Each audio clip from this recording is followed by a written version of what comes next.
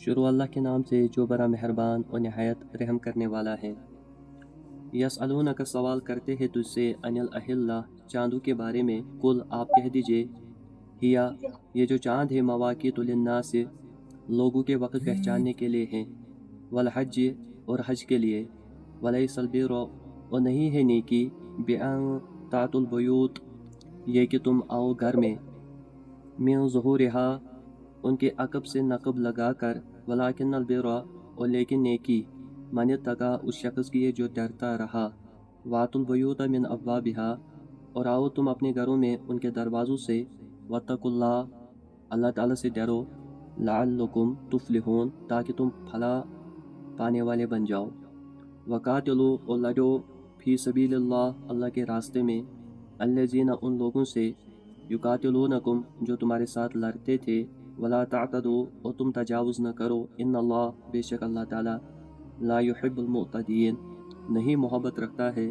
تجاوز کرنے والوں سے، وقتلوہم اور قتل کرو تم ان کو، حیث ثقفتموہم جس جگہ تم ان کو پاؤ، واخرجوہم اور نکالو تم ان کو، من حیث اخرجوہم جس جگہ سے انہوں نے تمہیں نکالا ہے، والفتنۃ اشد من القتل اور جو فتنہ ہے وہ قتل سے زیادہ سخت ہے، ولا تقاتلوہم اور نہ لڑو تم ان سے، عند المسجد الحرام مسجد حرام کے پاس، حتی یقاتلوکم فی یہاں تک کہ وہ تم سے لڑے اس میں، فإن قاتلوکم پس اگر وہ لڑے تمہارے ساتھ، فقتلوہم پس تم ان کو قتل کرو، کذالک جزاء الکافرین اسی طرح بدلہ ہے کافروں کا، فإن انتہوا پس اگر وہ کفر و شرک سے باز آ جائے، فإن اللہ غفور رحیم پس بے شک اللہ تعالیٰ بخشنے والے مہربان ہیں، وقاتلوہم اور لڑو تم ان کے ساتھ، حتی لا تکون فتنہ یہاں تک کہ فتنہ باقی نہ رہے، وَيَكُونَ الدین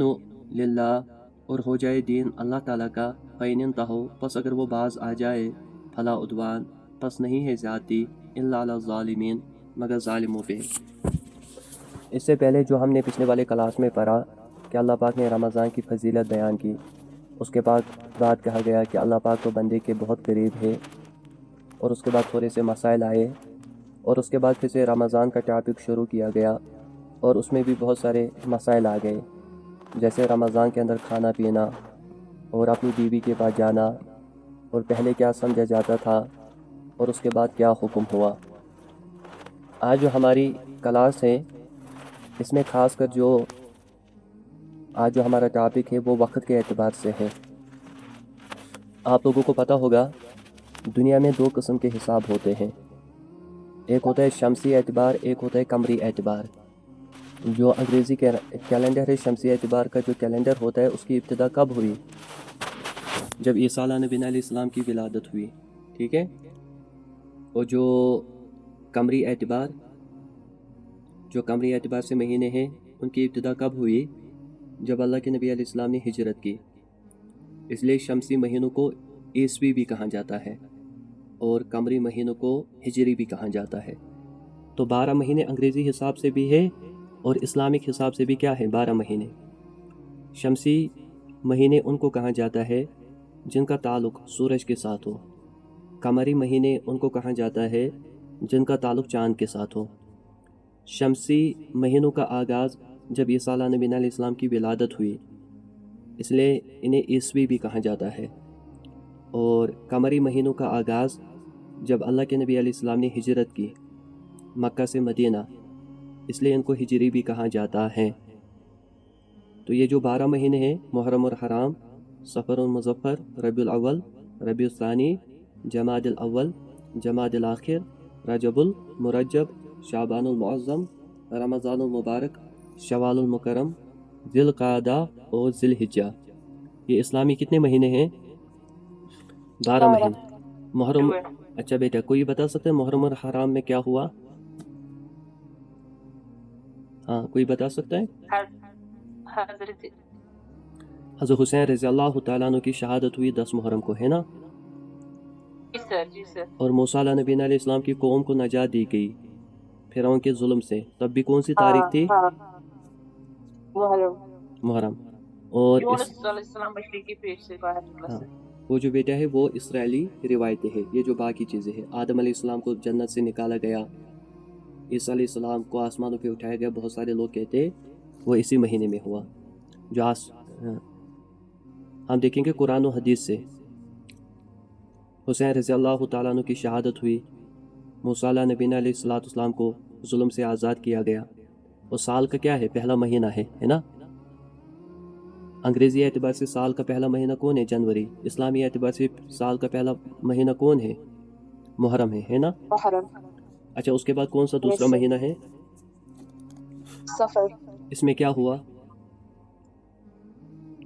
اس میں اللہ کے نبی علیہ السلام کو بہت ستایا گیا۔ اللہ کے نبی علیہ السلام نے ان جو آزمائش اللہ کی طرف سے تھی، جو تکالیف مکہ کے کافروں نے پہنچائی، ان پہ صبر کیا، اور اس مہینے کے اندر خاص کر جو رسومات تھی ان رسوماتوں کو مٹایا گیا۔ اس کے بعد کون سا مہینہ ہے؟ ربیع الاول۔ ربیع الاول میں کیا ہوا؟ ربیع الاول میں کیا ہوا؟ جی، حضور پاک صلی اللہ علیہ وسلم مطلب دنیا میں تشریف لائے سر۔ نبی علیہ السلام کی ولادت کس تاریخ کو؟ 12 ربیع الاول۔ اس میں آدھے کہتے 12، آدھے کہتے 10، آدھے کہتے 8، لیکن اس میں کوئی تاریخ جو ہے متعین نہیں ہے، لیکن اللہ کے نبی اس مہینے میں دنیا میں آئے، یعنی یہ جو مہینہ ہے سیرت النبی صلی اللہ علیہ وسلم کا مہینہ ہے، رحمت کا مہینہ ہے، نور کا مہینہ ہے۔ اس کے بعد کون سا ہے؟ ربیع الثانی ہے نا؟ اس مہینے کے اندر جو تکالیف پہنچائی گئی، اللہ کے نبی علیہ السلام دین پہ ثابت قدم رہے۔ اس مہینے کے اندر بہت سارے صحابہ کے ساتھ واقعات پیش آئے۔ اس کے بعد کیا ہے؟ جمادی الاول ہے نا؟ اس مہینے کے اندر بھی آزمائشیں بہت آئی، اور جب اسلام کا آغاز ہوا اس کے اندر جو فتوحات تھے، تو ان فتوحات کی یاد بھی اللہ تعالیٰ نے دلائی مسلمانوں کو۔ اس کے بعد جمادی الثانی، اس میں حضرت فاطمہ رضی اللہ تعالیٰ عنہا کی وفات ہوئی، اور اس مہینے کے اندر صادقی کی زیادہ تعلیم دی گئی۔ اور ویسے اس کے بعد رجب ہے۔ رجب کے مہینے میں کیا ہوا؟ یہ جو آج مہینہ ہے، حضرت علی رضی اللہ عنہ پیدا ہوئی شاید۔ یہ حرمت والا مہینہ ہے، اور اس مہینے کے اندر اللہ کے نبی علیہ السلام کو معراج کرایا گیا، لیکن اس کے لیے کوئی تاریخ متعین نہیں کی گئی۔ البتہ رجب کے مہینے میں ہی اللہ کے نبی علیہ السلام معراج میں گئے، اور اس مہینے کے اندر اللہ کے نبی علیہ السلام اپنے آپ کو زیادہ عبادتوں میں لگاتے تھے۔ اس کے بعد شعبان ہے۔ شعبان کی کیا فضیلت ہے؟ اللہ کے نبی علیہ السلام نے فرمایا رمضان اللہ کا مہینہ ہے، شعبان کس کا مہینہ ہے؟ میرا مہینہ ہے، اور اس میں شب برات بھی آتی ہے، اور رمضان کی تیاری بھی کی جاتی ہے۔ اس کے بعد رمضان المبارک کا مہینہ، اس کی کیا فضیلت ہے؟ کہ اس میں قرآن نازل ہوا، اس میں روزے فرض کیے گئے، اس میں ایک رات ہے لیلۃ القدر کی رات، یہ مغفرت و رحمت کا مہینہ ہے۔ ویسے اس کے بعد ایک شوال کے اندر کیا ہوتا ہے؟ عید الفطر ہوتی ہے، شوال کے 6 روزے ہوتے ہیں، اس میں ہم اللہ تعالیٰ کا شکر کرتے ہیں عید پہ، شوال کے 6 روزوں پہ، کیونکہ رمضان ختم ہوتا ہے نا۔ اس کے بعد ذی القعدہ کا مہینہ، یہ حرمت والا مہینہ ہے۔ اس مہینے کے اندر حکم دیا گیا تھا پہلے کہ جنگ نہ کی جائے، اور اس مہینے کے اندر حج کی تیاری کی جاتی ہے۔ حج پہ نہیں جایا جاتا ہے، حج کی تیاری کی جاتی ہے حاجی لوگ۔ اس کے بعد ذی الحجہ، یہ وہ مہینہ ہے جس میں حج کیا جاتا ہے، یہ وہ مہینہ ہے جس میں قربانی کی جاتی ہے۔ اس مہینے کے اندر عرفے کا دن ہے، اور اس مہینے کے اندر کون سا دن آتا ہے؟ ہاں بیٹا بتائے، اور کیا ہوتا ہے ذی الحجہ میں؟ سر حج ہوتا ہے۔ عید الاضحیٰ، بڑی عید ہوتی ہے نا؟ جی سر، ہاں، عید الاضحیٰ، قربانی اور حج۔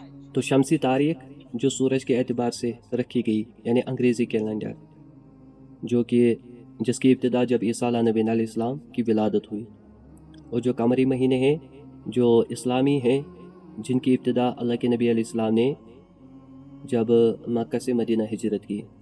یاد رکھے قمری مہینے بھی اللہ کے ہیں، شمسی مہینے بھی اللہ کے ہیں، لیکن اگر ہم اپنی عبادتوں کا وقت دیکھیں گے، روزے کا وقت، نماز کا وقت، حج کا وقت، تو وہ کس اعتبار سے دیکھا جاتا ہے؟ وہ قمری اعتبار سے دیکھا جاتا ہے جو اسلامی مہینے ہیں، اور جو شمسی اعتبار ہے اس سے انسان اپنے کاروبار کا باقی چیزوں کا حساب لگا سکتا ہے، جو انگریزی کیلنڈر ہے۔ لیکن اسلام کے اندر جو بھی تاریخ دیکھی جاتی ہے، نمازوں کے اوقات دیکھے جاتے ہیں، وہ کس اعتبار سے دیکھے جاتے ہیں؟ कमरी साल के एतबार से, और इसके अंदर चाँद छोटा भी होता है, चाँद बड़ा भी होता है। और चाँद का छोटा होना बड़ा होना क्या मतलब है? ये नहीं कि चाँद छोटा होता है चाँद बड़ा होता है, नहीं, बल्कि इसका मतलब ये है कि जो चाँद की रोशनी होती है वो कभी ज़्यादा होती है और वो कभी कम होती है। जो शमसी महीने हैं, शमसी साल है, उस एतबार से साल के कितने दिन हैं? 365, और इस्लामी एतबार से 354, अंग्रेज़ी एतबार से 365 याद रखें, और इस्लामी हिसाब से कितना है? 354, ठीक है। तो पता चलता है जो इस्लामी कैलेंडर है, जो अंग्रेज़ी कैलेंडर है, जो कि हिंदुस्तान के अंदर कश्मीर के अंदर भी आज मिलता है, जिसको गवर्नमेंट भी पब्लिश करती है, तो ये जो कैलेंडर होता है सूरज के हिसाब से होता है, जिसको शमसी साल कहा जाता है। और इस कैलेंडर पे हम तिजारत बाकी चीज़ें देख सकते हैं। और जो कमरी साल होता है, इसका जो राब्ता होता है वो चाँद के साथ होता है, और इसके अंदर ख़ासकर इबादतों की औकात देखी जाती है। इबादतों का औकात जो होते हैं वो देखा जाता है, और इसमें 354 डेज़ होते हैं। इसको कमरी कैलेंडर भी कहा जाता है, इसको हिजरी कैलेंडर भी कहा जाता है। कि हज का वक्त देखना होगा, बाकी चीज़ों का वक्त देखना होगा। तो यहाँ पे अल्लाह ताला वही फरमाते हैं कि देखो साल के अंदर दो हिसाब चलते हैं, एक होता है साल शमसी एतबार से, एक होता है साल कमरी एतबार से। जो कमरी एतबार से साल होता है वो जब नया चाँद नज़र आता है तो महीना शुरू हो जाता है कमरी एतबार से, और जब चाँद ख़त्म हो जाता है तो उसके साथ महीना भी ख़त्म हो जाता है। फिर जब नया चाँद निकलेगा तो अगले महीने की शुरुआत होती है, इब्तिदा होती है। और दूसरा होता है अंग्रेज़ी कैलेंडर, जो कि सूरज के एतबार से है, जिसमें महीने होते हैं जनवरी, फरवरी, मार्च, अप्रैल, मई। बहुत सारे मज़हब ऐसे हैं जिन्होंने अपना अपना कैलेंडर बनाया, जैसे हिंदू है, उन्होंने अपने तरीके से महीनों को नाम दिए हैं, आधे कहते जेठ, आधे कहते हारत। ये हिंदुओं ने अपने जो महीने हैं ना उनके भी नाम रखे हैं। तो पता चलता है जो सूरज के एतबार से सूरज से वाबस्ता होता है उसको शमसी साल कहा जाता है, और जो चाँद से वाबस्ता होता है उसको कमरी साल कहा जाता है। अल्लाह के नबी अलैहिस्सलाम से लोगों ने सवाल किया कि हज़रत आप हमें ये बताएं कि ये जो चाँद कभी छोटा होता है, कभी बड़ा होता है, कभी ये तुलू होता है, कभी गुरूब होता है, ये क्या चीज़ है? तो उसके बारे में अल्लाह ताला ने फरमाया यसअलूनका अनिल अहिल्ला। ये जो अहिल्ला है ये हिलाल की जमा है। इसलिए जब हम रोज़ा रखते हैं ना, हम किन का इंतज़ार करते रहते हैं? वो पाकिस्तान के अंदर एक कम्युनिटी है ना, हिलाल कम्युनिटी, उसका हम इंतज़ार करते रहते। अब वो भी आपस में लड़ते रहते, वो भी सही तरीका नहीं बताते। उन्होंने इसलिए अपना नाम, अपनी कमेटी का नाम हिलाल रखा है। तो अल्लाह के नबी से सवाल किया जाएगा, ये चाँद, अल्लाह के नबी अलैहिस्सलाम से सवाल किया गया, ये चाँद कभी बढ़ता है, कभी छोटा होता है, कभी गुरूब होता है, कभी तुलू होता है, ये क्या चीज़ है? तो अल्लाह पाक ने उस पर ये आयत नाजिल की, यसअलूनका अनिल अहिल्ला, कि ए मेरे नबी, ये लोग आपसे सवाल करते चाँद के बारे में कि चाँद कभी ज़्यादा होता है, कभी कम होता है, ये क्या किस्सा है? कुल हिया मवाक़ीत, तो ये जो मवाक़ीत हैं ये मीकात की जमा है। मीकात किसको कहते हैं? मीकात उसको कहा जाता है जिससे इंसान को वक्त का पता चले, जिसका ताल्लुक़ वक्त के साथ हो। जैसे आप लोग मस्जिदों में देखते होंगे वहाँ पे मीकात होता है, उस पर लिखा होता है सुबह की नमाज, ज़ोहर की नमाज, असर की नमाज, मगरिब की नमाज, इशा की नमाज कितने बजे है, ये एक बोर्ड पे लिखा होता है। जी बेटा, टाइम आप, टेबल सर मैंने बोला ये उस पे जवाल टाइम भी होता है, किस टाइम जवाल हाँ टाइम होता है। हाँ बेटा, उस पर सारी चीज़ें होती है, ठीक है। तो इस टेबल पे ये सब कुछ होता है, इसको कहा जाता है मीकात, मीकातुस्सला, नमाजों के औकात। तो यहाँ पे जो लफ्ज़ इस्तेमाल हुआ मवाक़ीत, ए मेरे नबी, ये आपसे सवाल करते, ये चाँद कभी ज़्यादा, कभी कम, कभी गुरूब, कभी तुलू होता है, ये क्या है? तो आप इनको कहे कुल हिया मवाक़ीत, कि ये जो तुम देखते हो चाँद कभी घटता है, कभी ज़्यादा होता है, ये असल में वक्त की शनाख्त है, इससे तुम्हें वक्त का पता चलता है। लिन्नास, लोगों के वास्ते, ताकि लोगों को आसानी हो। کہ किस वक्त हमें क्या इबादत करनी है, कौन सी इबादत कब हमें अंजाम देनी है। जैसे रोज़ा रखना हो, इसका ताल्लुक़ भी चाँद के साथ है, तभी हम रोज़ा रख सकते हैं जब ऐलान होगा। और हज का ज़िक्र हो, इसका ताल्लुक़ भी चाँद के साथ है। चाँद हमें बताता है कि हज का वक्त कब है, इसलिए यहाँ पे हज का नाम भी आया है वल हज, कि हज भी इसके साथ ताल्लुक़ रखता है। इसी तरह औरतों के महीने के अय्याम होते हैं, उसका ताल्लुक़ भी असल में चाँद के साथ ही होता है, और चाँद के हिसाब से ही बहुत सारे लोग अपना लेन देन करते हैं। वैसे अगर आप देखेंगे ज़कात, इसका ताल्लुक़ भी चाँद के साथ है। यानी अगर एक इंसान तारीख़ याद रखे ज़कात के एतबार से, जो ज़कात देनी होती है इस्लामी एतबार से देनी होती है। यानी एक मुहर्रम अगर किसी बंदे ने याद रखा, एक मुहर्रम, उस वक्त इंसान के पास 52.5 तोला चांदी के बराबर, या जो ज़कात के अंदर साहिबी निसाब होता है, जो माल मैंने आपको इससे पहले कहा है कि अगर 52.5 तोला चांदी हो, 7.5 तोला सोना हो, या पैसे कैश हो उसके पास बैंक के अंदर हो और उसकी कीमत 7.5 तोला सोने के बराबर होती हो, या ज़रूरत से ज़्यादा सामान हो और उसकी कीमत 7.5 तोला सोना से बराबर होती हो, उसके बराबर होती है, तो ऐसा बंदा साहिबी निसाब होता है। और इस माल पे 1 साल गुजरना चाहे तब एक इंसान पे ज़कात फ़र्ज़ होती है। यानी एक मुहर्रम को मेरे पास इतना माल आया कि मैं साहिबी निसाब बन गई, अब मुझे उसी वक्त ज़कात नहीं निकालनी है, बल्कि अब जो मेरे पास माल आया ये मेरे पास 1 साल रहना चाहे, 1 साल इसको होना चाहे। या पहली मुहर्रम को मैंने, या पहली शवाल, पहली तारीख शवाल की पहली तारीख मुहर्रम को मेरे पास इतना पैसा था कि 52.5 तोला चांदी, 7.5 तोला सोना, इसके बराबर कीमत थी, या इतना सोना चांदी था। फिर अगले साल 1 मुहर्रम को मुझे उसकी ज़कात निकालनी है। समझ आ रहा है? अगर एक शवाल के पास, एक शवाल तारीख को मेरे पास इतना सोना आ गया, इतना पैसा आ गया, उसी वक्त ज़कात नहीं निकालनी है, फिर 1 साल होना चाहे। फिर जब 1 साल होगा तो अगले साल पहली शवाल तारीख को ही मैंने उसकी ज़कात अदा करनी है। पहली रमज़ान को मेरे पास पैसा आया इतना कि मैं साहिबी निसाब बन गया, फिर अगले साल रमज़ान की पहली तारीख को मैंने उसकी ज़कात निकालनी है। तो इससे ये भी बात पता चलती है कि ज़कात के लिए कोई महीना मुतय्यन नहीं किया गया। बहुत सारे लोग क्या काम करते हैं, वो रमज़ान में ही अक्सर ज़कात देते हैं, हालांकि उनको ज़कात देनी होती है मुहर्रम में, या उनको ज़कात देनी होती है रजब में, या उनको ज़कात देनी होती है शाबान में। वो कहते हैं अब 1 महीना बचा है, अब उसके बाद रमज़ान में ज़कात देंगे, तो ऐसा नहीं होना चाहिए। ज़कात के लिए कोई महीना मुतय्यन नहीं किया गया, बल्कि ज़कात का ताल्लुक़ भी इस्लामी महीने के साथ है। साल के यानी पहली तारीख रजब को मेरे पास इतना पैसा आया कि मैं साहिबी निसाब बन गया, अब अगले साल पहली तारीख रजब को मुझे उसकी ज़कात अदा करनी है। या पहली शवाल को, तो अगले साल पहली शवाल को मुझे उसकी ज़कात अदा करनी है। या पहले मुहर्रम को मेरे पास पैसा आया, अगले साल पहले मुहर्रम को मुझे उसकी ज़कात अदा करनी है। तो बहुत सारे लोग कहते हैं रमज़ान में ही ज़कात देनी चाहिए, ये बात बिल्कुल गलत है। जब भी इंसान साहिबी निसाब हो और उस माल पे 1 साल हुआ हो, तो बंदे को चाहे कि वो फ़ौरन ज़कात अदा करे, इसमें किसी किस्म की ताख़ीर नहीं करनी चाहिए।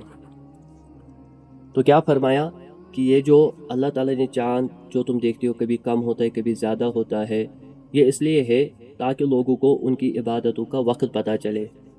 तो अल्लाह ताला ने फरमाया आपसे सवाल करते इस बारे में, अनिल अहिल्ला, चाँद के बारे में, ये कभी छोटा होता है कभी बड़ा होता है, ये किस्सा क्यों है और ये क्या हो रहा है। कुल हिया मवाक़ीत, आप इन्हें कहे ये हमें वक्त का पता बताता है, वक्त की शनाख्त बताता है, लिन्नास, लोगों के लिए, ताकि लोगों के लिए आसानी हो कि जब हज करता है, वो जब हज के महीने आते हैं उसका ताल्लुक़ भी कमरी महीनों के साथ है, चाँद के साथ है। वैसे ही शब बारात होती है, लैलतुल क़द्र होती है, इन सब का ताल्लुक़, इबादतों का ताल्लुक़ कमरी साल के साथ होता है, कमरी साल के साथ होता है। अब जो ये अंग्रेज़ी तारीख है, इसमें इंसान कारोबार कर सकता है, बाकी चीज़ें पता कर सकता है। अब इसका मतलब ये नहीं कि जो शरीयत है, ये जो शमसी महीने हैं, ये उनका इनकार कर देती है, उनको नाजायज़ कहती है, नहीं, बल्कि कमरी महीने भी अल्लाह के, शमसी महीने भी अल्लाह के। मुफ्ती مفتی شفیع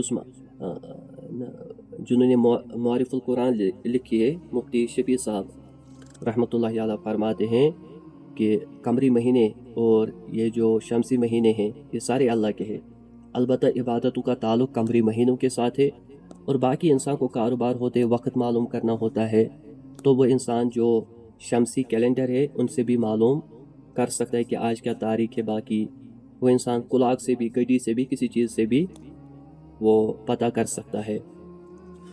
اس کے بعد فرمایا وَلَيْسَ الْبِرَّ بِأَن تَأْتُوا الْبُيُوتَ مِن ظُهُورِهَا، کہ جب زمانے جہالت تھے، جو مکہ پاک کے مشرک تھے اور بھی بہت سارے لوگ تھے، جب وہ احرام باندھتے تھے عمرہ کے لیے، اس کے بعد اگر وہ کوئی چیز بھول جاتے تھے گھر میں، انہوں نے احرام باندھا، اب وہ سفر میں نکلے، راستے میں اگر وہ کوئی چیز بھول جاتے تھے گھر میں، کوئی ضروری چیز، یا انہوں نے آدھا سفر کیا تھا، آدھا راستہ پار کیا تھا، اس کے بعد ان کو راستے میں یاد آ گیا کہ میں تو فلاں چیز گھر پہ بھول گیا، اب وہ کیا کام کرتے تھے، احرام تو باندھا ہوا ہوتا تھا تو اسی حالت میں وہ گھر واپس آ جاتے تھے اس چیز کو لینے کے لیے۔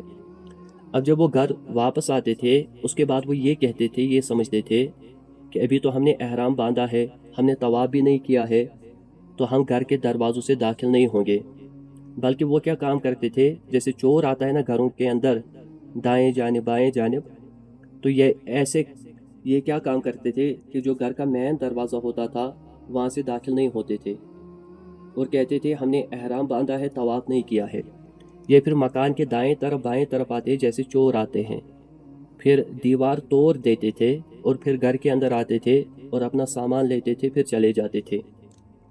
اب دیکھیں ان کی عقل کیا تھی کہ آدمی سوچے اس میں فائدہ ہی کیا ہے کہ اگر کوئی انسان کوئی چیز بھول گیا، اس کے بعد وہ گھر واپس لینے کے لیے آیا تو گھر کے دروازے سے داخل ہو جاؤ، بلکہ یہ گھر کے دروازے سے داخل نہیں ہوتے تھے، منع اس کو گناہ سمجھتے تھے گھر کے دروازے سے احرام کی حالت میں داخل ہونا، پھر یا تو دائیں عقبی جانب آتے تھے اور اس کے بعد گھر کی دیوار کو توڑ دیتے تھے، وہاں سے داخل ہوتے تھے، اس کے بعد وہ اپنی چیز لے جاتے تھے۔ اب یا تو ان کو یہ کام کرنا تھا، سفر میں تھے کوئی چیز بھول گئے، ان کو سفر جو ہے کنٹینیو کرنا تھا، گھر واپس نہیں آنا تھا۔ اب اگر یہ گھر واپس آئے تو دروازے سے داخل ہو جاؤ، اب گھر کے دروازے سے داخل ہونا یہ گناہ سمجھتے تھے، کیوں، ہم نے احرام باندھا ہے، ابھی ہم نے طواف نہیں کیا۔ اس میں ایک واقعہ بھی ہے کہ ایک صحابی تھے جو گھر کے اندر کوئی چیز بھول گئے تھے، جب وہ سفر میں چلے گئے تھے راستے میں ان کو یاد آ گیا کہ میں نے گھر پہ فلاں چیز بلا دی، اور اس کے ساتھ بہت سارے لوگ بھی تھے، تو وہ جلدی جلدی گھر آ گیا اس چیز کو لینے کے لیے، اور یہ بھی سوچا کہ میرے جو قافلے والے ہیں باقی لوگ ہیں وہ مجھ سے آگے نہ نکلے، اس لیے میں جلدی جلدی گھر جاتا ہوں، وہ چیز لاتا ہوں تاکہ جلدی واپس آؤں۔ اب جب یہ صحابی جلدی جلدی گھر گیا، یہ دائیں بائیں طرف گھر میں داخل نہیں ہوا بلکہ یہ گھر کے دروازے سے ہی داخل ہوا سیدھے، اور اس کے بعد اس نے یہ چیز لی اور واپس اپنے قافلے والوں کے پاس چلا گیا۔ اب جب محلے والوں کو، لوگوں کو یہ پتہ چلا، انہوں نے شور مچایا کہ یہ دیکھو یہ تو گھر کے سیدھے دروازے سے داخل ہوا، تو اللہ تعالیٰ نے اس پہ فرمایا کہ دیکھو وَلَيْسَ الْبِرُّ، اور نہیں ہے نیکی، بِأَن تَأْتُوا الْبُيُوتَ مِن ظُهُورِهَا، اس میں کہ تم گھر کے عقبی جانب سے دیوار توڑ کے گھر کے اندر داخل ہو جاؤ، وَلَٰكِنَّ الْبِرَّ مَنِ اتَّقَىٰ، لیکن نیکی ان کی ہے جو اللہ تعالیٰ سے ڈرتے ہیں، کہ نیکی اللہ تعالیٰ کے حکم کے ماننے کا نام ہے۔ نیکی یہ نہیں کہ تم رسم و رواج کو فالو کرو، تم اس کو سمجھو کہ گھر کے دروازے سے داخل ہوں گے تو گناہ گار ہوں گے، بلکہ دائیں بائیں طرف دیوار توڑ کے گھروں میں داخل ہو گئے، یہ نیکی نہیں ہے، بلکہ نیکی یہی ہے جو انسان اللہ تعالیٰ کے حکم کو مانے۔ وَأْتُوا الْبُيُوتَ مِنْ أَبْوَابِهَا، اپنے گھروں میں دروازوں سے آؤ، وَاتَّقُوا اللَّهَ، اللہ تعالیٰ سے ڈرو، لَعَلَّكُمْ تُفْلِحُونَ، تاکہ تم کامیابی حاصل کرو، تم پھلا پاؤ، یعنی جو اللہ تعالیٰ نے تمہیں حکم دیے ہیں ان حکموں کی پابندی کرو۔ یہ کیا عقیدہ بنایا ہے، یہ کن رسم و رواج کو فالو کرتے ہو کہ اگر تمہارے گھر میں کوئی چیز، تم اپنے گھر میں کوئی چیز بھول جاتے تھے، اس کے بعد گھر کے دروازے سے اندر داخل ہونا یا آپ لوگ گناہ سمجھتے تھے، اس کے بعد گھر کی دیوار توڑ کے عقبی جانب سے گھر میں داخل ہوتے تھے، تو یہ تو نیکی نہیں ہے، بلکہ نیکی کیا ہے کہ ایک انسان اللہ تعالیٰ کے حکم کو مانے۔ جی بیٹا، آواز آ رہی میری؟ جی سر۔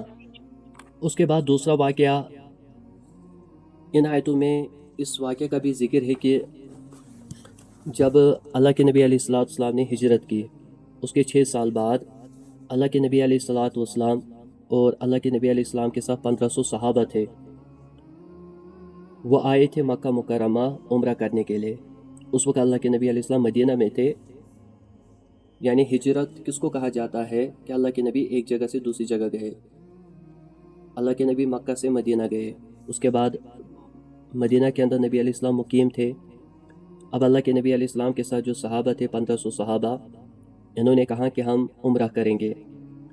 اب جب یہ سفر میں روانہ ہوئے، اسی دوران اللہ کے نبی علیہ السلام نے ایک خواب دیکھا، اور جس کا ذکر قرآن میں بھی آتا ہے، اور وہ خواب یہ تھا کہ نبی علیہ السلام نے دیکھا کہ نبی علیہ السلام کعبہ کے اندر مسجد حرام کے اندر داخل ہوئے، اور وہ بیت اللہ کا طواف بھی کر رہے ہیں، اور صفا مروہ کی سعی بھی کر رہے ہیں، اور وہاں پہ کچھ لوگ اپنے سر مڈوا رہے ہیں، کچھ لوگ بالوں کو کاٹ رہے ہیں۔ تو جب اللہ کے نبی علیہ السلام نے اس خواب کا تذکرہ راستے میں صحابہ کے ساتھ کیا، تو صحابہ رضی اللہ تعالیٰ عنہ مجمعین بہت خوش ہوئے، کیونکہ انہیں کعبہ سے محبت تھی۔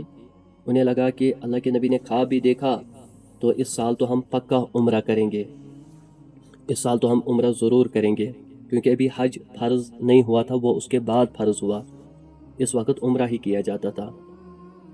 اور اس سے پہلے بہت ساری لڑائیاں بھی ہو چکی تھی مکہ والوں کے ساتھ، جیسے جنگ بدر ہوئی تھی، یہ ہجرت کے دوسرے سال ہوئی تھی، جنگ احد ہوئی تھی، یہ ہجرت کے تیسرے سال ہوئی تھی، یا خندق کی لڑائی ہجرت کے 5ویں سال ہوئی تھی، جسے غزوہ احزاب بھی کہا جاتا ہے۔ اس میں مکہ پاک کے جو مشرکین تھے، انہوں نے بہت سارے قبیلے کے لوگوں کو اکٹھا کیا، اپنی طاقت کو بنایا، اور اس کے بعد انہوں نے مدینہ پہ حملہ کیا۔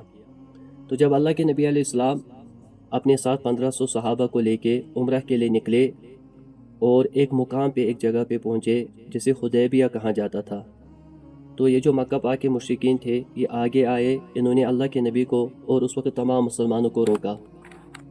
ان مکہ کے کافروں نے، مشرکوں نے مسلمانوں کو اور نبی علیہ السلام کو مکہ میں داخل نہیں ہونے دیا۔ یہ کس جگہ پہ ہوا؟ حدیبیہ۔ وہ ایک کنواں تھا، تو وہاں پہ جو گاؤں ہے، وہاں پہ جو شہر ہے، تو پھر اس کا نام حدیبیہ رکھا گیا، اور یہ تقریباً مکہ سے 9 یا 10 میل کی دوری پہ ہوگا۔ تو نبی علیہ السلام اپنے صحابہ کے ساتھ اس جگہ پہ ٹھہرے، حدیبیہ کی جگہ پہ ٹھہرے۔ اس کے بعد اللہ کے نبی علیہ السلام نے حضرت عثمان کو بھیجا نمائندہ بنا کر، کہ وہ مکہ والوں کے پاس جائے، ان مکہ کے کافروں کے پاس جائے، انہیں یقین دلائے کہ ہم لڑائی کرنے کے لیے نہیں آئے ہیں، بلکہ ہم تو صرف عمرہ کے لیے آئے ہیں۔ اس کے بعد جب حضرت عثمان رضی اللہ تعالیٰ عنہ مکہ پہنچے، تو وہاں پہ خبر آ گئی کہ حضرت عثمان رضی اللہ تعالیٰ عنہ کو شہید کیا گیا۔ حالانکہ یہ جو خبر تھی یہ جھوٹی تھی، تو یہ خبر پھیلائی گئی کہ حضرت عثمان کو شہید کیا گیا۔ تو جب اللہ کے نبی علیہ السلام کو یہ خبر ملی، تو اللہ کے نبی علیہ السلام کے ساتھ جو صحابہ تھے، اللہ کے نبی نے تمام صحابہ کو جمع کیا، اور ان سے ایک درخت کے نیچے بیعت لی گئی، جسے بیعت رضوان بھی کہا جاتا ہے، اور اس کا ذکر قرآن میں ہے، غالباً سورہ فتح میں۔ اس کے بعد ان کو معلوم ہوا کہ یہ جو ہمیں خبر ملی یہ جھوٹی ہے، کہ حضرت عثمان رضی اللہ تعالیٰ عنہ شہید نہیں ہوئے۔ لیکن وہاں سے کافروں نے بھی ایک بندے کو بھیجا تھا، سہیل بن عمرو، انہوں نے بھی کچھ شرطوں کے ساتھ اس کو بھیجا تھا کہ وہ یہ شرطیں نبی علیہ السلام کے ساتھ طے کرے، اور اس کے بعد وہ شرطیں طے کی گئی، اور اس کے بعد صلح ہو گئی۔ ان شرطوں میں سے ایک شرط یہ بھی تھی کہ اس سال مسلمان عمرہ نہیں کر سکتے، یہ واپس چلے جائے، اور آئندہ جو سال آنے والا ہوگا اس وقت یہ عمرہ کر سکتے ہیں، لیکن صرف 3 دن مکہ میں رہ سکتے ہیں، صرف 3 دن اگر یہ عمرہ کریں گے، اور اس سال بھی ہم اس کو عمرہ کرنے نہیں دیں گے۔ تو بظاہر تو لگتا تھا کہ مسلمانوں پہ یہ سختی تھی، لیکن نبی علیہ السلام نے وہ صلح مانی، وہ وعدہ مانا، اس عہد کو پورا کیا۔ لیکن اللہ پاک نے پھر اس کے جو آخر میں نتیجے نکالے، یہ مسلمانوں کے حق میں ہی بہتر ہوا۔ اب جب صلح ہو گیا، اس کے بعد نبی علیہ السلام واپس نکلے، تو بعض صحابہ ان کو یہ اشکال بھی ہو گیا کہ نبی علیہ السلام نے تو خواب دیکھا تھا کہ ہم کعبہ کا طواف کر رہے ہیں، مکہ میں داخل ہوئے، حالانکہ ہم تو نہ مکہ میں داخل ہوئے، نہ کعبہ کا ہم نے طواف کیا، ہم تو واپس جا رہے ہیں۔ تو نبی علیہ السلام نے فرمایا، کیا میں نے یہ کہا تھا کہ ہم اسی سال مکہ میں داخل ہوں گے، ہم اسی سال طواف کریں گے؟ تو صحابہ نے عرض کیا، اللہ کے نبی علیہ السلام، نہیں، آپ نے یہ نہیں کہا تھا اسی سال۔ تو تو نبی علیہ السلام نے فرمایا کہ ضرور وہ دن آئے گا جب میرے خواب پورا ہوگا اور ہم مکہ میں داخل ہوں گے اور ہم کعبہ کا طواف کریں گے۔ اور جب اللہ کے نبی علیہ السلام صحابہ کے ساتھ واپس تشریف لے جا رہے تھے اور اس کے بعد وقت گزرتا گیا اور جو آئندہ سال آ گیا جب اس میں پھر عمرہ کرنا تھا، تو بعض صحابہ کو اپنی جگہ یہ لگا کہ اس دفعہ بھی یہ مکہ کے کافر ہمیں مکہ میں داخل نہیں ہونے دیں گے، یا اپنے اس وعدے کو پورا نہیں کریں گے، یا ہم سے لڑائی کریں گے۔ اگر انہوں نے ایسا کیا تو ہم کیا کریں گے اس وقت، کیونکہ ہم احرام کی حالت میں ہوں گے، اور احرام کی حالت میں لڑائی کرنا بھی صحیح نہیں ہے، اور اس کے بعد حرمت والے مہینے ہیں، اس مہینے ہم لڑائی بھی نہیں کر سکتے، خاص کر ذی القعدہ، اس میں ہم حرمت والا مہینہ سمجھا جاتا تھا یہ پہلے، کہ اس مہینے کے اندر لڑائی نہیں کر سکتے، کیونکہ ان دنوں اس مہینے کے اندر لڑائی کرنا منع تھا۔ اور اس کے بعد مکہ پاک کے اندر ہوں گے تو وہاں پہ بھی ہم لڑائی نہیں کر سکتے، مقدس شہر ہے۔ وہ جو کافر ہے اگر انہوں نے اپنا وعدہ توڑا، انہوں نے اس سال بھی ہمیں عمرہ کرنے نہیں دیا اور ہم سے لڑائی کی، تو ہم کیا کریں گے؟ تو اس پہ اللہ تعالیٰ نے یہ آیت نازل کی، فرمایا وَقَاتِلُوا فِي سَبِيلِ اللَّهِ الَّذِينَ يُقَاتِلُونَكُمْ، اور تم اللہ کے راستے میں ان سے لڑو جو تمہارے ساتھ لڑتے ہیں، وَلَا تَعْتَدُوا، اور تم زیادتی نہ کرو۔ یعنی اس کا مطلب یہ ہے کہ اگر وہ اپنے وعدے کو توڑیں گے، اپنے اس معاہدے کو پورا نہیں کریں گے جو انہوں نے تمہارے ساتھ کیا، اور انہوں نے وہاں سے لڑائی کی، تو تم بھی یہاں سے لڑائی کرو، اور اگر انہوں نے اپنے وعدے کو پورا کیا تو تم بھی یہاں سے زیادتی مت کرو۔ اور خاص کر جو ان میں سے بوڑھے بچے، عورتیں ہوں گی، تو ان سے بھی تم نے لڑائی نہیں کرنی ہے۔ اگر تم نے ان سے بھی لڑائی کی تو یہ تمہاری طرف سے زیادتی ہوگی۔ ان اللہ لا يحب المعتدین، بے شک جو حدود سے آگے بڑھنے والے ہوتے ہیں اللہ پاک ان کو پسند نہیں فرماتے ہیں۔ وَاقْتُلُوهُمْ حَيْثُ ثَقِفْتُمُوهُمْ وَأَخْرِجُوهُمْ مِنْ حَيْثُ أَخْرَجُوكُمْ، اور تم جہاں بھی ان کو پاؤ قتل کرو اور ان کو وہاں سے نکالو جہاں سے انہوں نے تمہیں نکالا۔ اب اللہ تعالیٰ نے یہاں پہ صحابہ کو کہا، صحابہ کو کیا اشکال تھا کہ اگر اس سال بھی کافروں نے وہ وعدہ پورا نہیں کیا، وعدے کو توڑ دیا اور وہ لڑائی پہ اتر آئے، اور مقدس شہر ہے، مقدس شہر ہے، اور وہ مہینہ ہے جس میں لڑائی سے منع کیا گیا تھا، تو ہم کیا کریں گے؟ تو اللہ پاک نے اس پہ یہ آیتیں نازل فرمائیں کہ دیکھو اگر انہوں نے اپنے وعدے کو پورا کیا تو تم بھی ان کے ساتھ زیادتی مت کرو، اگر انہوں نے اپنے وعدے کو پورا کیا۔ اور خاص کر جو عورتیں، بوڑھے بچے ہیں، ان کے ساتھ تو زیادتی نہیں ہونی چاہے۔ یا اللہ تعالیٰ صحابہ سے فرماتے ہیں کہ جو زیادتی کرنے والا ہے اللہ تعالیٰ اس کو ناپسند کرتا ہے۔ ہاں، اب اگر وہ لڑائی پہ آئے، انہوں نے اپنے وعدے کو توڑا، انہوں نے آپ لوگوں سے لڑائی کی، تو آپ یہ مت سوچو کہ یہ مہینہ ہے، یہ جگہ ہے، بلکہ تم بھی ان کے ساتھ لڑائی کرو اور انہیں اس جگہ سے نکالو جہاں سے انہوں نے تمہیں نکالا۔ اب آپ دیکھتے ہوں گے نیوز والے ہوتے ہیں، نیوز چینل والے، وہ اس قرآن کی آیت کو بار بار ٹارگٹ بناتے ہیں کہ مسلمانوں کا قرآن ایسا ہے۔ بہت سارے لوگ اس آیت کی جو ہے نا حوالہ دیتے ہیں، وَاقْتُلُوهُمْ حَيْثُ ثَقِفْتُمُوهُمْ وَأَخْرِجُوهُمْ مِنْ حَيْثُ أَخْرَجُوكُمْ، اور تم جہاں ان کو بھی پاؤ ان کو قتل کرو اور ان کو وہاں سے نکالو جہاں سے انہوں نے تمہیں نکالا۔ نیوز والے اس آیت کو ٹارگٹ بناتے ہیں۔ پہلے دیکھیں ٹاپک کیا ہے، مضمون کیا ہے، اور انہوں نے کیا لوگوں کے سامنے بتایا۔ خاص کرے جو گوڈی میڈیا ہوتی ہے، کیا میڈیا ان کو کہتے ہیں، آج تک والے اور بھی بہت سارے نیوز والے، جب کوئی مولوی ان کے ساتھ ڈیبیٹ کرنا آتا ہے اس کو یہ آیت بتاتے ہیں، اور وہ مولوی صاحب بھی اس کو بھی جواب دینا ہی نہیں آتا ہے، اس کو بھی جواب دینا نہیں آتا ہے۔ وہ نیوز والے جو اینکر ہوتا ہے نا، وہ سوال کرتا ہے کہ دیکھو قرآن، تمہارا قرآن یہ کہتا ہے جہاں پہ بھی کافر ملے ان کو قتل کرو۔ یہ تو اسلام جو ہے یہ تو امن پسند نہیں ہے، اسلام تو ہے یہ تو کہتا ہے جہاں بھی کافر ملے وہاں پہ اس کو قتل کرو۔ پہلی بات دیکھو یہاں پہ یہ نہیں لکھا ہے کافر کو قتل کرو، یہاں پہ یہ لکھا ہے ان لوگوں کو قتل کرو۔ کن لوگوں کو؟ جو اس سے پہلے آیتیں بتائی گئی کہ اللہ پاک نے صحابہ سے فرمایا، اے میرے صحابہ اگر انہوں نے اپنے عہد کو پورا کیا، اپنے وعدے کو پورا کیا، تم ان کے ساتھ زیادتی نہ کرنا، پھر تمہیں ان کے ساتھ لڑائی نہیں کرنی ہے۔ لیکن اب اگر انہوں نے تمہارے ساتھ لڑائی کی تو تم کیا یہاں خاموش بیٹھو گے ہاتھ باندھ کے؟ وہ تلوار لے کے آئیں گے، تم ان کے سامنے سر لاؤ گے کہ بھائی ہمیں قتل کر دو؟ نہیں، بلکہ کہاں اپنے آپ کو بچانے کے لیے تم بھی تلوار اٹھاؤ، تم بھی ان سے لڑو، اگر کوئی تمہارے ساتھ لڑے گا تم بھی ان کے ساتھ لڑو۔ اس لیے جو کافر اس وقت مسلمانوں کے دین کو ٹھیس نہیں پہنچاتے ہیں، مسلمانوں پہ ظلم نہیں کرتے ہیں، شریعت کہتی ہے ان کافروں کا برابر خیال رکھا کرو، ان کے ساتھ لڑنا جائز نہیں ہے۔ یہ اس کافر کے بارے میں آیا ہے جو وہی سے لڑائی کرے، وہاں سے ظلم کرے، اس کافر کے بارے میں آیا ہے کہ اگر اس کے ذریعے سے تمہارے دین کو نقصان پہنچے، وہ تمہاری ذات پہ حملہ کرتا ہو، وہ تمہارے گھر تلوار لے کے آئے، تو تم نے بھی یہاں سے تلوار اٹھانی ہے، تم نے ایک سر اس کے سامنے نہیں لانا ہے کہ یہ میرا سر ہے، تلوار چلا لو، نہیں۔ اب یہ جو نیوز والے ہیں نا، کیا کہتے ہیں؟ نیوز والے کہتے ہیں کہ دیکھو یہ قرآن کی آیت جو ہے کہتی ہے جہاں تم کافروں کو پاؤ وہاں ان کو قتل کرو۔ پہلے تو یہاں پہ کافر کا ذکر ہی نہیں آیا، اب کتنا جھوٹ بولتے، بلکہ یہاں پہ لکھا ہے ان لوگوں کو، کن لوگوں کو؟ اب جو لوگ اس وقت صحابہ کے ساتھ اس وعدے کو پورا نہ کرتے۔ اور سیدھی بات ہے، اگر کوئی بندہ لڑائی کرنے کے لیے آئے گا، اس کے ہاتھ میں تلوار ہوگی، تو یہاں سے بندہ کیا خاموش بیٹھے گا؟ تو وہاں پہ اللہ تعالیٰ نے صحابہ کو کہا اگر انہوں نے اپنے وعدے کو پورا نہیں کیا، انہوں نے تمہارے ساتھ لڑائی کی، انہوں نے تلوار اٹھائی، تو تم بھی یہاں سے لڑائی کرو جب وہاں سے کی جائے گی، تم بھی یہاں سے تلوار اٹھاؤ، چاہے پھر وہ مکہ کی زمین ہو، چاہے پھر وہ کوئی بھی مہینہ ہو۔ تم نے ان کے سامنے اپنے سر نہیں لانے ہیں کہ بھائی تلوار چلا لو، ایسا نہیں، ایسا بندہ بزدل ہوتا ہے۔ تو اگر وہ تمہارے ساتھ لڑائی کریں گے، انہوں نے، ان مکہ کے مشرکوں نے جو پچھلے سال وعدہ کیا تھا کہ اگلے سال عمرہ کرنے دیں گے، اگر یہ اس وعدے کو توڑیں گے، تمہارے ساتھ لڑائی کرے، تو تم بھی تلوار اٹھاؤ، تم بھی لڑائی کرو۔ اور یہ مت دیکھو حرمت والا مہینہ ہے، کون سی جگہ ہے، تو اللہ پاک نے کہا تمہیں اجازت ہے، ہر حال میں تمہیں اجازت ہے۔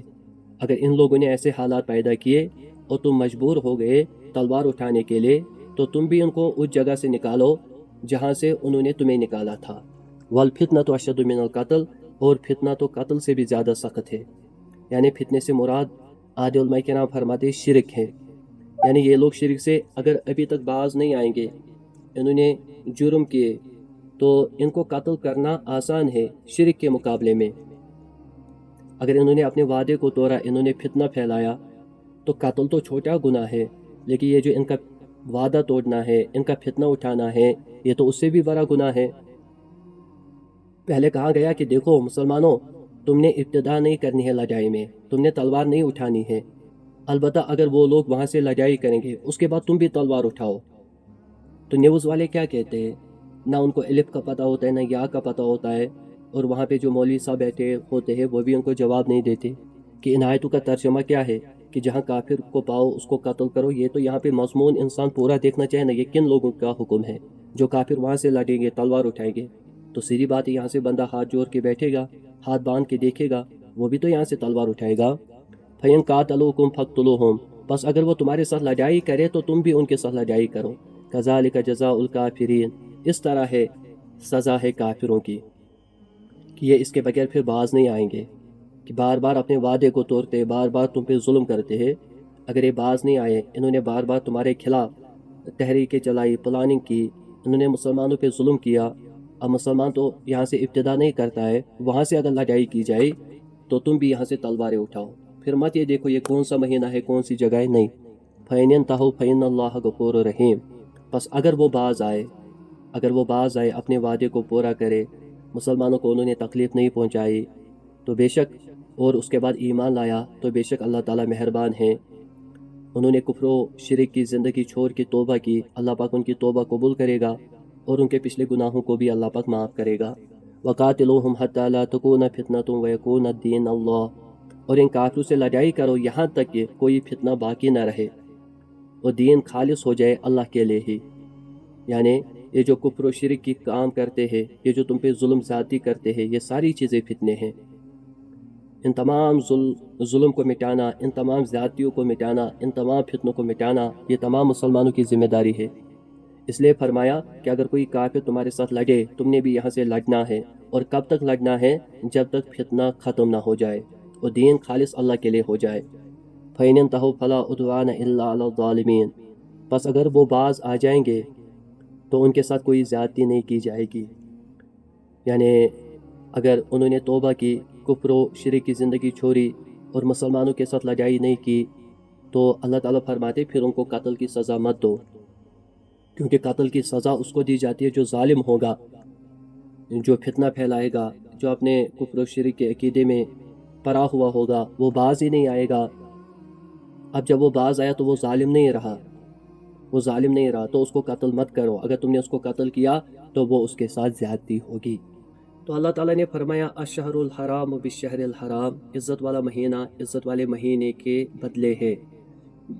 یعنی اگر پچھلے سال ان مکہ کے کافروں نے تمہیں عمرہ کرنے کے لیے مکہ میں داخل نہیں ہونے دیا، ان مکہ کے کافروں نے اس وقت ان عزت والے مہینوں کی عزت نہیں کی، اور نہ انہوں نے مکہ کی سرزمین کا خیال رکھا، عزت والی جگہ کا خیال رکھا، یہاں تک کہ وہ تم سے لڑنے کے لیے بھی تیار ہوئے۔ اس وقت تو تم نے ان کے ساتھ درگزر کیا، لیکن اب ایسا نہیں ہوگا، بلکہ اب اگر وہ تمہارا اس سال راستہ روکے، تمہیں عمرہ نہ کرنے دے، تمہیں مکہ میں داخل نہ ہونے دے، تو اس سال ان کے ساتھ درگزر نہیں کیا جائے گا، بلکہ اس سال ان کے ساتھ مقابلہ کیا جائے گا، کیونکہ انہوں نے حرمت والے مہینے کی پرواہ نہیں کی تھی۔ تو جب بھی وہ ابتدا کریں گے لڑائی میں، تو تم بھی یہاں سے ان کے ساتھ لڑائی کرو، مقابلہ کرو، اور اس پر تمہیں کوئی گناہ نہیں ہوگا، کیونکہ پچھلے سال کا وہ مہینہ جس میں تمہیں نکالا گیا وہ بھی عزت والا تھا، اور اس سال کا یہ مہینہ یہ بھی عزت والا ہے۔ حرمت والے مہینے جو ہے ان کی عزت کا خیال برابر رکھنا چاہے۔ تو صحابہ رضی اللہ تعالیٰ عنہم اجمعین سمجھتے تھے، ان کے دل میں ایک خیال آیا، اگر اس سال بھی مکہ کے کافروں نے ہمیں عمرہ کرنے نہیں دیا، تو یہ تو عزت والے مہینے ہیں، عزت والی جگہ ہے، تو ہم ان کے ساتھ کیسے مقابلہ کریں؟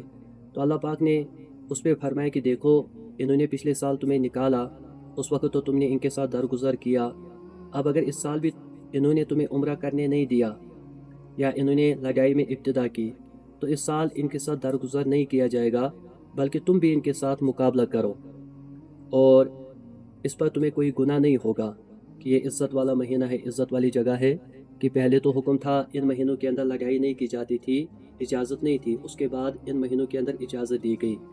والحرمات قصاص، کہ حرمت والی تمام چیزیں بدلے کی چیزیں ہیں، یعنی اگر ان کافروں نے ابتدا کی لڑائی میں انہوں نے عزت والے مہینے کا، عزت والی جگہ کا خیال نہیں رکھا، تو تم بھی پرواہ نہ کرو، بلکہ تم ان کا مقابلہ کرو۔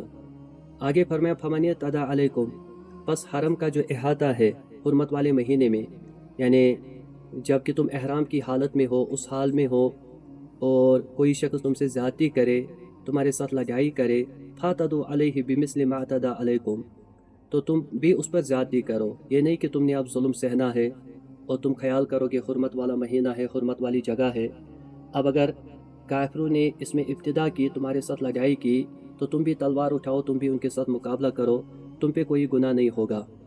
انہوں نے تمہارے ساتھ زیادتی کی، تم بھی ان کے ساتھ زیادتی کرو۔ واتقوا اللہ، اور اللہ تعالیٰ سے ڈرتے رہو کہ اللہ تعالیٰ کی مخالفت نہیں ہونی چاہے، یعنی جتنی وہ تمہارے ساتھ زیادتی کرے تم بھی ان کے ساتھ اتنی زیادتی کرو، اس سے زیادہ نہیں۔ تمہیں ایک کام کرنا ہے پہلے کہ جب تم مکہ میں داخل ہو جاؤ گے، تمہیں لڑائی نہیں کرنی ہے، تمہیں لڑائی میں ابتدا نہیں کرنی ہے، حرم کی سرزمین میں، حرمت والے مہینوں میں تمہیں یہاں سے ابتدا نہیں کرنی ہے۔ لیکن اگر وہ مکہ کے کافر وہاں سے ابتدا کریں گے، وہاں سے پہل کریں گے، وہاں سے تلوار اٹھائیں گے، تو اللہ تعالیٰ نے فرمایا تم بھی یہاں سے پھر تلوار اٹھاؤ اور ان کو بھی سزا دو، تم اتنی سزا جتنی وہ تمہیں دیں گے، جتنی زیادتی وہ تمہارے ساتھ کریں گے تم بھی ان کے ساتھ اتنی زیادتی کرو، اور فرمایا اللہ تعالیٰ سے ڈرتے رہو اور وہ وہی کرو جس کی اللہ تعالیٰ نے تمہیں اجازت دی ہے۔ وَاعْلَمُوا أَنَّ اللَّهَ مَعَ الْمُتَّقِينَ، اور جان لو کہ بے شک اللہ تعالیٰ پرہیزگاروں کے ساتھ ہے، یعنی جو انسان شریعت کے احکاموں کی پابندی کرے گا وہ متقین ہے، پرہیزگار ہے، اور اللہ تعالیٰ کی رضا انہی کو نصیب ہوگی، اور اللہ پاک کی مدد بھی انہی کے ساتھ ہوگی۔ اب دیکھیں، جب ایک بندہ جہاد میں نکلتا ہے تو اس کے لیے اخراجات بھی ہوتے ہیں، اس کو سامان بھی ہونا چاہیے، کھانے پینے کے، باقی ضرورتیں بھی ہونی چاہیے، پیسہ بھی ہونا چاہیے، بلکہ ہم ایسا کہیں گے مال و دولت کے بغیر یہ جو دنیا کے اسباب ہے، جہاد میں ہتھیار بھی ہونے چاہیے، اس کے لیے پیسے بھی ضرورت ہے۔ تو اللہ تعالیٰ نے اس لیے حکم دیا وَأَنفِقُوا فِي سَبِيلِ اللَّهِ وَلَا تُلْقُوا بِأَيْدِيكُمْ إِلَى التَّهْلُكَةِ، اور خرچ کرو تم اللہ کے راستے میں، اور نہ ڈالو اپنے ہاتھوں کو ہلاکت میں۔ اب یہ جو ہے نہ ڈالو اپنے ہاتھوں کو ہلاکت میں، اس میں بہت سارا علماء کرام بہت سارے مطلب بتاتے ہیں، جیسے علامہ آلوسی رحمۃ اللہ علیہ ہے، ان کی کتاب ہے روح المعنی، تو وہ فرماتے ہیں کہ ابو عمران جو ہے انہوں نے کہا ہم ایک لڑائی میں شریک تھے رومیوں کے خلاف، اور اس وقت ایک مسلمان آیا، اس نے ہاتھ میں تلوار اٹھائی اور دشمنوں کے صف میں گھس گیا یہاں تک کہ وہ شہید ہو گیا۔ تو جب لوگوں نے یہ دیکھا تو لوگوں نے کہا کہ اس نے اپنے آپ کو ہلاکت میں ڈالا، یعنی یہ اکیلا اٹھا، تلوار ہاتھ میں اٹھائی اور کافروں کے صف میں گھس گیا، تو اس نے اپنی جان کو ہلاکت میں ڈالا۔ اور وہاں حضرت ابو ایوب انصاری رضی اللہ تعالیٰ عنہ بھی تھے، وہ اٹھے، انہوں نے فرمایا کہ یہ اس آیت کا مطلب نہیں ہے، یہ اس آیت کا مطلب نہیں ہے، بلکہ یہ آیت تو ہمارے بارے میں یعنی انصار کے بارے میں نازل ہوئی ہے، اور وہ ایک واقعہ ہے، وہ واقعہ ایسا ہے کہ ہم نبی کریم صلی اللہ تعالیٰ علیہ وسلم کے ساتھ مدینہ منورہ میں تھے، اور جب اللہ کے نبی علیہ الصلوۃ والسلام مدینہ آئے، ہم سب وہاں باغات والے تھے، ہم کھیتی کا کام کرتے تھے۔ پھر جب نبی علیہ الصلوۃ والسلام تشریف لائے، اس کے بعد جہاد کا حکم ہوا، تو ہم نے کیا کام کیا، ہم نے اپنے باغات کی طرف، اپنے کھیتوں کی طرف توجہ نہیں دی۔ اور پھر جب اللہ تعالیٰ نے اسلام کو غلبہ عطا فرمایا اور اللہ تعالیٰ نے اسلام کی مدد کی، تو ہم میں سے بعض ایک دوسرے کو کہنے لگے کہ ہمارے جو اموال ہے، ہمارے جو مال ہے یہ ضائع ہو گئے۔ اب اللہ تعالیٰ نے اسلام کو غلبہ عطا فرمایا، اللہ تعالیٰ کی مدد اسلام کے ساتھ ہے، اب جہاد ہمارے بغیر بھی ہوتا رہے گا، اس لیے اب ہم ایک کام کریں گے، ہم اپنے باغاتوں کی طرف، اپنے کھیت کی طرف توجہ دیا کریں گے اور ان کو ضائع ہونے سے بچائیں گے۔ تو اللہ تعالیٰ نے نبی علیہ السلام پر یہ آیت نازل فرمائی، وَلَا تُلْقُوا بِأَيْدِيكُمْ إِلَى التَّهْلُكَةِ، اور نہ ڈالو تم اپنے آپ کو ہلاکت میں، یعنی جہاد اور اللہ کے راستے میں خرچ کرنا چھوڑ دینا، یہ تو ہلاکت کا سبب ہے کہ اگر تم نے اللہ کے راستے میں خرچ نہیں کیا، جہاد میں خرچ نہیں کیا، تو یہ ایک قسم کا ہلاکت کا سبب ہے۔ اور آدھی کتابوں میں آیا ہے کہ یہ جو بِأَيْدِي أَنفُسِكُمْ، اپنے آپ کو ہلاکت میں نہ ڈالو، بلکہ اس کا مطلب یہ ہے کہ اللہ کے راستے میں خرچ کرتے رہو، اگر نہیں کرو گے تو پھر تم ہلاکت میں پڑ جاؤ گے۔ جب ایک انسان اللہ کے راستے میں خرچ نہیں کرتا، جب لوگ اللہ کے راستے میں خرچ نہیں کریں گے، تو سیدھی بات ہے مسلمانوں کے پاس ہتھیار کہاں سے آئیں گے؟ اور جو مجاہدین اللہ کے راستے میں ہوتے ہیں، ان کے خوراک کا، کھانے پینے کا انتظام کہاں سے ہوگا؟ تو جب یہ ہوگا ہی نہیں تو جہاد کہاں سے ہوگا؟ جہاد کہاں سے کر سکو گے؟ اور جب تم جہاد نہیں کر سکو گے تو اس کا مطلب ہے تم سارے کے سارے ہلاکت میں مبتلا ہو جاؤ گے۔ حدیث میں آتا ہے، اللہ کے نبی علیہ السلام نے فرمایا کہ اگر قیامت تک ظلم رہے گا تب بھی قیامت تک جہاد زندہ رہے گا، اور اگر پوری دنیا انصافی بن جائے، قیامت تک انصاف ہوگا، پھر بھی دنیا کے اندر جہاد کی ایک جماعت، پھر بھی قیامت تک جو جہاد ہے وہ زندہ رہے گا۔ تو فرماتے کہ اللہ کے راستے میں خرچ کرو، یہ مت سوچو کہ ہم اللہ کے راستے میں خرچ نہیں کریں گے تو پھر مسلمانوں کے پاس ہتھیار کہاں سے آئیں گے، مجاہدین کی مدد کہاں سے ہوگی، اور تم اپنے باغات کی طرف نظر ڈالتے ہو، اس وجہ سے تم اللہ کے راستے میں نہیں نکلتے، تو یہ بات بھی تمہیں ہلاکت میں لے جا سکتی ہے۔ وَأَحْسِنُوا، اور تم احسان کرو، یعنی احسان جو ہوتا ہے نا، یہ معاملات میں بھی ہوتا ہے، عبادت میں بھی ہوتا ہے۔ ہم نے کسی کو احسان ہوتا ہے یعنی نرمی کا برتاؤ کرنا، احسان ہوتا ہے اپنے عمل کے اندر خشوع اور عاجزی پیدا کرنا۔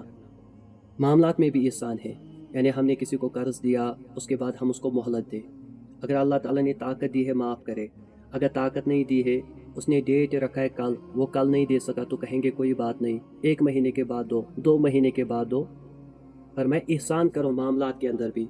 اگر ہمارے پاس دکان ہے، کوئی بندہ غریب ہے، اس کے پاس پیسے نہیں، اگر اللہ تعالیٰ نے طاقت دی ہے اس کو مفت میں دے، وہ اللہ کے یہاں موجود ہے، اور اگر مفت میں نہیں دے سکتے تو کم از کم اس کو سودا دو، اور اگر وہ کل نہیں دے سکا پرسوں اس کو وقت رکھو کہ پرسوں پیسے دو، کوئی بات نہیں، پرسوں بھی نہ دے سکو، احسان کا معاملہ کرو اور اس کو وقت دو۔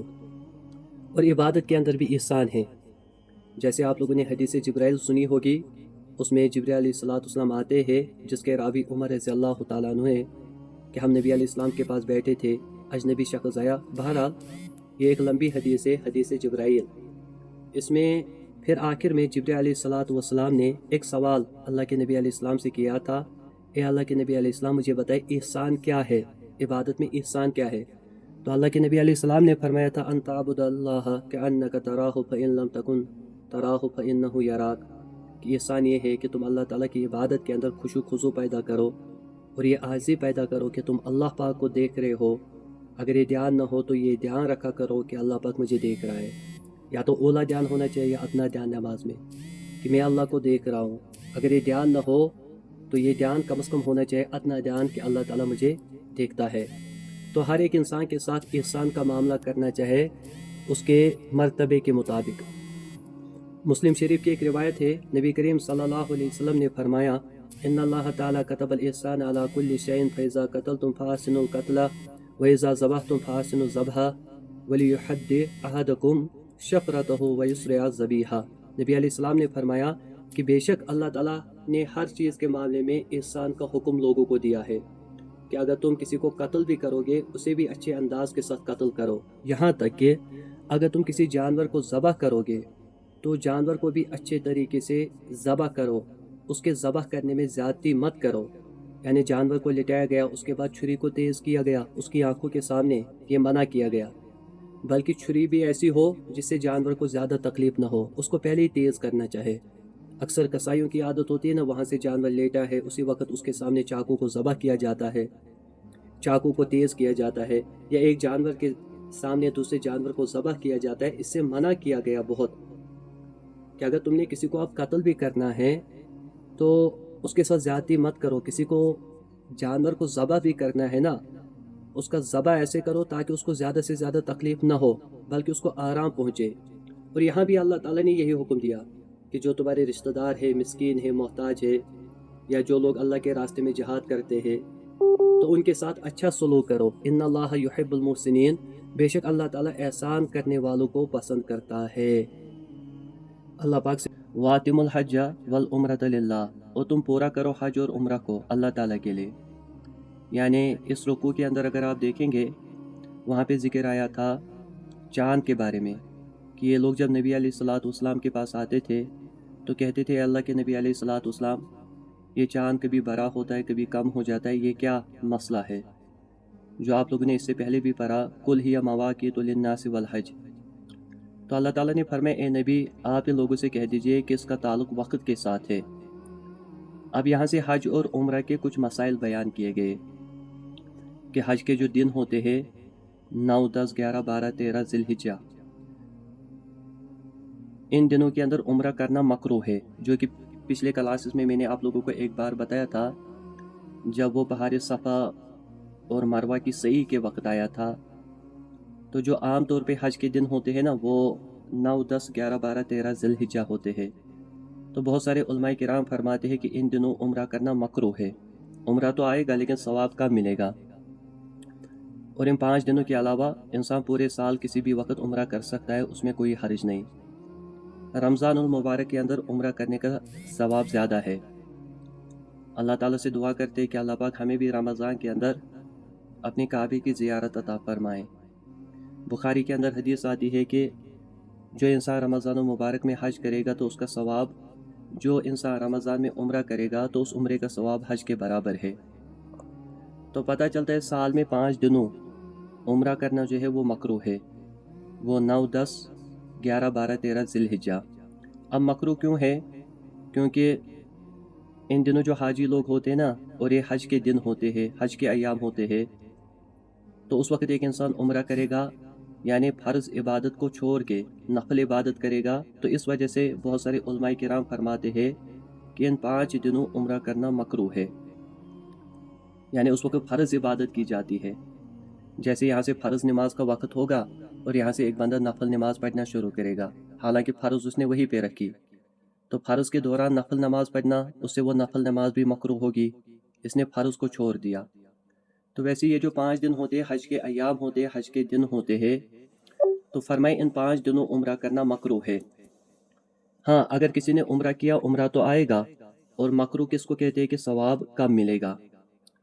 اب اس آیت میں حکم دیا جا رہا ہے کہ اگر کسی نے حج یا عمرہ کا احرام باندھ لیا ہے تو اللہ تعالیٰ کی رضا کے لیے وہ اس کو پورا کرے، یعنی راستے میں نہ چھوڑے. جب ایک انسان احرام باندھے اس کے بعد اس کو چاہے کہ وہ حج اور عمرہ کے جو ارکان ہیں ان کو پورا کرے، راستے میں نہ چھوڑے.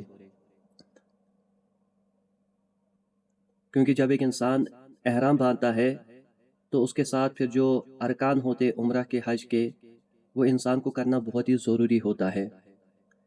فرمایا اللہ ताला ने हाँ अगर तुम्हें रोक दिया गया, यानी वक्ती तौर पे तुम्हें किसी ने रोका उम्रा करने से, हज करने से, जैसे कि आप लोगों ने ऊपर किस्सा पढ़ा कि नबी अलैहिस्सलाम को उस सहाबा रज़ियल्लाहु ताला अन्हुम मजमईन को रोका गया था उम्रा करने से। अगर तुम्हें किसी ने रोका उम्रा से, हज से, कोई दुश्मन आया उसने तुम्हें हज करने नहीं दिया, उम्रा करने नहीं दिया, तो कोई बात नहीं, लेकिन फिर उस उम्रा की कज़ा करना ज़रूरी है। जैसे अल्लाह के नबी अलैहिस्सलाम ने जब उनको रोका गया था सुलह हुदैबिया के मौके पे, फिर अल्लाह के नबी अलैहिस्सलाम ने उस उम्रे की कज़ा की थी।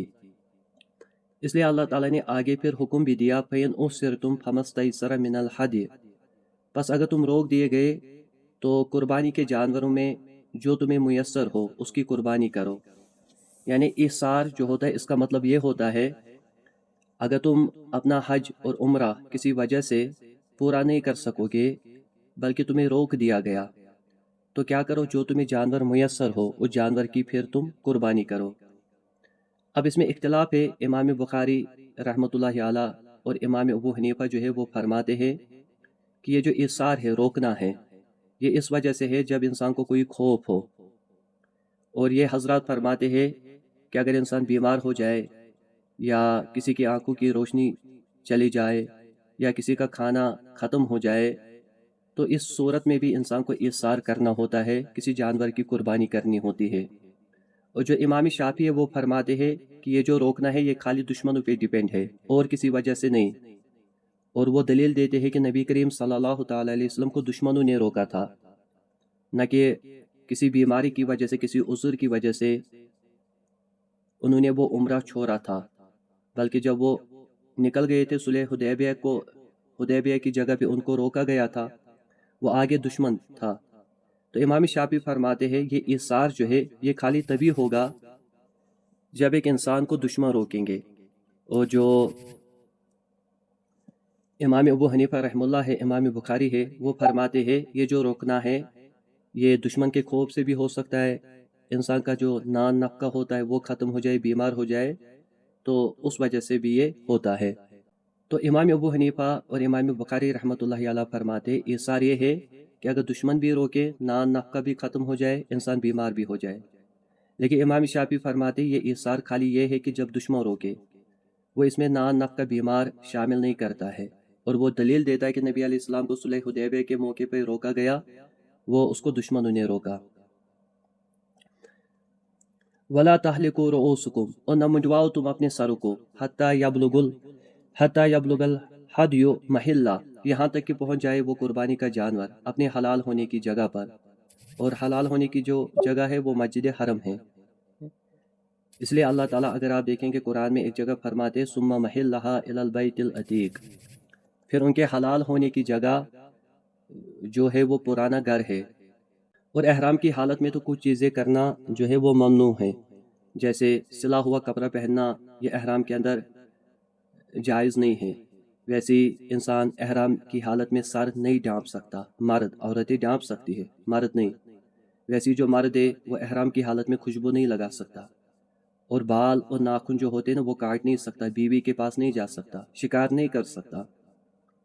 लेकिन अगर किसी मजबूरी की वजह से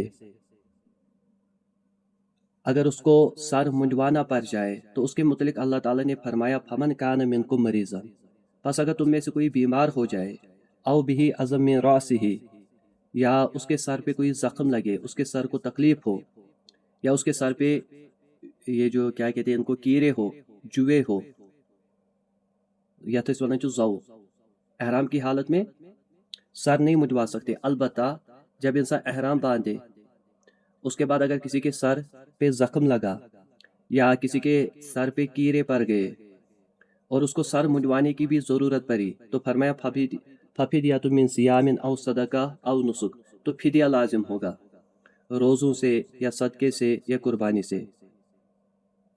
जो इन चीज़ों में से तुम्हें आसान लगे उसको इख्तियार करो, चाहे फिर 3 दिन रोज़े रखो, चाहे फिर मिस्कीन को खाना खिलाओ, और कम से कम 6 मिस्किनों को खाना खिलाना है, 3 सा गुंदम, या उसके बराबर रकम दो, या एक बकरी की कुर्बानी दे दो, और एक बकरी को ज़बह करो, जो तुम्हारे लिए फिर आसान हो।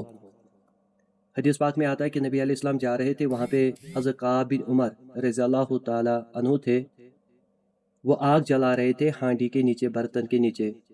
تو نبی علیہ السلام جب وہاں سے نکلے تو دیکھا ان کے سر پہ کیڑے تھے، جوئے تھے۔ تو نبی علیہ السلام نے فرمایا کیا یہ تجھے تکلیف پہنچا رہی ہے؟ تو انہوں نے عرض کیا اللہ کے نبی علیہ السلام جی یہ مجھے تکلیف پہنچا رہی ہے، لیکن میں احرام کی حالت میں ہوں، میں اپنے سر کے بال نہیں منڈوا سکتا۔ تو نبی علیہ السلام نے فرمایا کہ ایک کام کرو، بالوں کو منڈواؤ اور اس کے بعد 6 مسکینوں کو کھانا کھلاؤ۔ تو فرمایا فیضا آمن تم، پس جب تم امن پالو، فمن تمتع بالعمرۃ الی الحج، پس جس نے فائدہ اٹھایا عمرہ کر کے حج کے ساتھ، یعنی پہلے عمرہ کیا پھر حج کیا ایک سفر میں، فمستیسر من الحدی، تو جو آسانی ہو قربانی میں سے وہ کرے، کہ ایک سفر میں عمرے کی سعادت بھی حاصل کی اور حج کی سعادت بھی حاصل کی، شکریہ کے طور پہ قربانی دے۔ اس کا وہ گوشت جو ہوتا ہے وہ خود بھی کھا سکتا ہے، دوسروں کو بھی کھلا سکتا ہے۔ اگر قربانی دینے کی طاقت نہیں رکھتا ہے تو فرمایا کہ فمن لم یجد، پر جو شخص نہ پائے قربانی کا جانور، فصیام ثلاثۃ ایام فی الحج، تو 3 دنوں کے روزے لازم ہیں، یعنی حج کے دنوں میں 7، 8، 9 کو رکھے، تو وصبۃ اذا رجعتم، اور 7 روزے جب تم واپس لوٹو گھر کو، وہاں پہ 3 رکھنے ہیں، اور جب گھر پہنچے گے تو وہاں پہ 7 رکھنے ہیں، یعنی حج کے دن ختم ہونے کے بعد اگر یہ وہاں پہ رکے گا حرم میں تو وہاں بھی رکھ سکتا ہے، اگر یہ واپس آیا تو راستے میں بھی رکھ سکتا ہے، گھر آ کے بھی یہ 7 روزے رکھ سکتا ہے۔ فرمائے تلک عشرۃ کاملہ، یہ 10 ہو گئے پورے۔ ذالکہ، یہ حج تمتع اور قربانی، لمن لم یکن اہلہ حاضر المسجد الحرام، اس کے لیے ہے کہ نہ رہتے ہو اس کے گھر والے مسجد حرام کے قریب، یعنی مسجد حرام کے پاس رہنے والے نہ ہو، یعنی حج تمتع اس آدمی کے لیے جائز ہے جو حدود حرم کا رہنے والا نہ ہو۔ وہاں کے رہنے والوں کے لیے عمرہ کرنا کوئی مشکل ہی نہیں، وہ جب چاہے وہ حرم کی حدود میں داخل ہو سکتے ہیں، حرم میں داخل ہو سکتے ہیں، جو وہاں کے قریب رہنے والے ہوں گے۔ یہ ان کے لیے ہے جو مکہ سے باہر رہتے ہو۔ وَاتَّقُوا اللَّهَ، اور ڈرتے رہو اللہ تعالیٰ سے کہ اس کی نافرمانی نہ کرو، وَاعْلَمُوا، اور جان لو، ان اللہ شدید العقاب، کہ بے شک اللہ تعالیٰ سخت سزا دینے والے ہیں اگر تم نافرمانی کرو گے۔ لہٰذا اللہ تعالیٰ کی احکاماتوں پہ عمل کرو، اللہ تعالیٰ کے حکموں کو مانو۔ جو اللہ تعالیٰ کے احکام ہیں ان میں تمہارے لیے خیر ہے، ان میں تمہارے لیے بہتری ہے۔